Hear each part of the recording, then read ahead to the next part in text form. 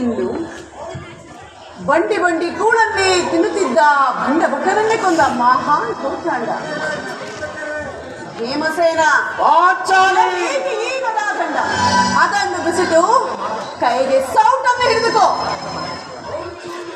ಚೇಚೆ,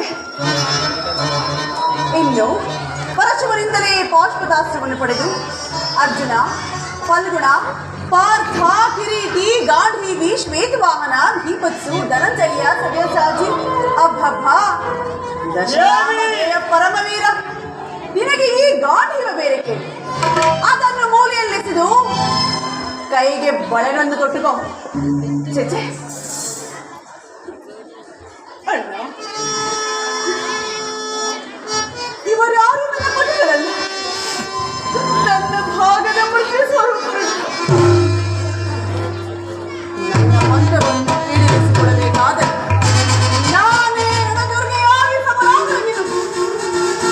ಅಂದು ನೆರೆದ ಸಭಿಕರ ನಡುವೆ ನನ್ನ ಜಡೆಗೆ ಕೈ ಚಾಚಿ ಅವನ ಒಡಲನ್ನು ಸೀಳಿ ಅವನ ಬಿಸಿಲೆತ್ತರನಿಂದ ನನ್ನ ಬಂಧವನ್ನು ಪೂರೈಸಿಕೊಳ್ಳುವುದು.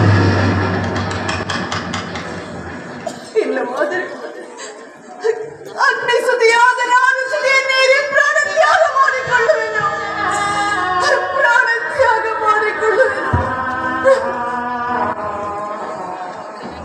ಈಗ ಚೆನ್ನಾಯಿತು. ಸಹಜ ರೈವರ ಅಭಿಪ್ರಾಯವೇ ಒಂದು, ಈಕೆಯ ಅಭಿಪ್ರಾಯವೇ ಒಂದು, ಅಲ್ಲವೇ ಭೀಮಸೇನ? ಅದಕ್ಕೆ ನಾನೇನು ಮಾಡಲಿ ಕೃಷ್ಣ?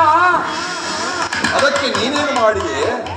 ಏಕೆ ಈಕೆಯ ಅಭಿಪ್ರಾಯ ಹೀಗಾಯಿತಲ್ಲ ಎಂದು ಹೇಳಿದನಷ್ಟೇ.